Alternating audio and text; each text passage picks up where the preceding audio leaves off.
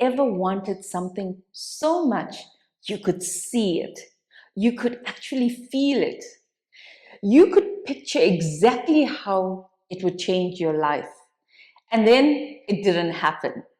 A promotion, a yes from someone, a program you hoped to get into, an opportunity you were counting on. Disappointment hits hard. And what most people don't realize is this: disappointment doesn't just hurt your feelings, it sabotages your productivity, your energy, and your sense of direction. Today, we're going to talk about how to stop it before it spirals. What is disappointment really? Disappointment is the emotional gap between expectation and reality. It's the mind saying, but it was supposed to go this way. Why didn't it? And that gap creates three emotional reactions: self doubt, rumination, and energy collapse.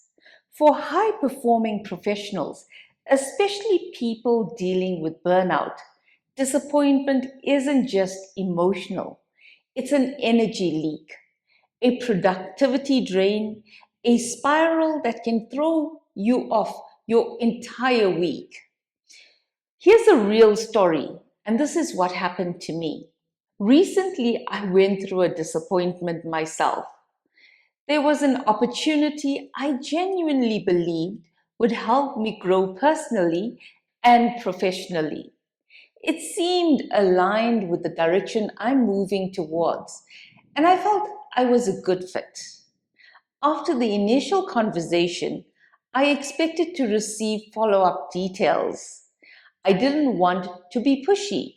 I didn't want to impose immediately after the meeting.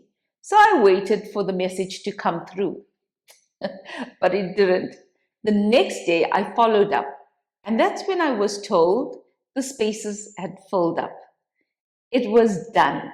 And even though the message was kind and encouraging, I still felt that sting. Because in my mind, I had already pictured the growth, the support and structure I thought it would offer, the momentum I believed I was stepping into. And when reality didn't match that vision, the disappointment hit hard. The hidden psychology behind why wasn't I chosen? That moment triggered the questions we all ask when something doesn't go our way. Why wasn't I chosen? Did I say something wrong? Did I look too eager or not eager enough? Should I have responded sooner? This is the brain trying to make sense of something that doesn't feel fair or logical. But here's what I realized: disappointment makes you look inward for faults instead of outward for perspective.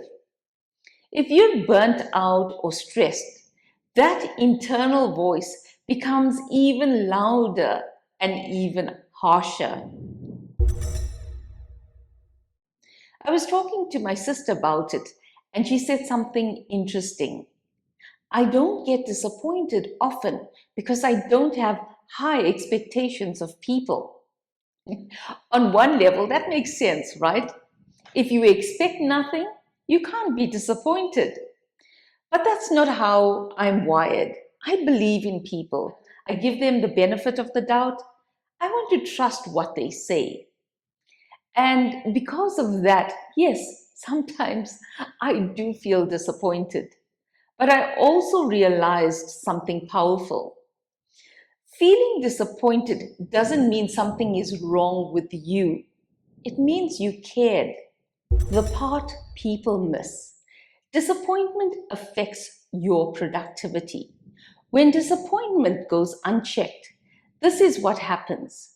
Your mind spirals, your energy drops, your focus fractures, your motivation disappears.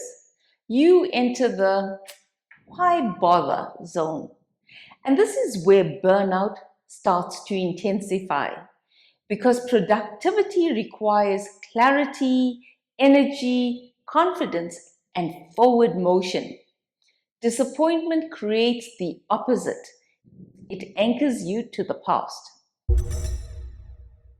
So that night, I let myself feel what I felt, but I gave myself a 10 to 15-minute window, not to spiral, but to process. I acknowledged the disappointment. I allowed the thoughts, and then I closed the door. I took a few grounding breaths, brought myself back to the present. Each time my mind tried to drift back into that spiral, I gently redirected it. Because here's the truth: disappointment should not be denied, but it should be contained. One thing about me, when someone thinks I can't do something, that becomes my fuel. My first boss told me at 16 that I wouldn't last a week as a sales assistant. I stayed for 3 years. He trusted me implicitly and eventually wanted me to manage one of his stores, which I declined, by the way, to pursue my studies. When I was denied a promotion, I didn't sit and sulk. I looked at what the setback was teaching me, and the lesson was clear. It was time to leave and build something of my own. And now again, with this program, I wasn't chosen. And instead of letting that define me, I'm using it as motivation to succeed anyway. The shift. Don't let disappointment decide your story. This is the part that matters most. You can let disappointment make you smaller, or you can let it sharpen you. You can fall into victim thinking, or you can take back the narrative. Disappointment is not the end of the story. It's the beginning of your next chapter. Now it's up to you. How do you deal with disappointment?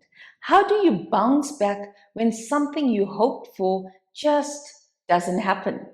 I'd love to hear your thoughts in the comments. And if this message helped you, please share it with someone who needs it today. Let disappointment fuel your next move, not freeze you. Turn it into a gift, not a curse. You're the magician. You get to turn it into something powerful. You got this. And remember, you matter.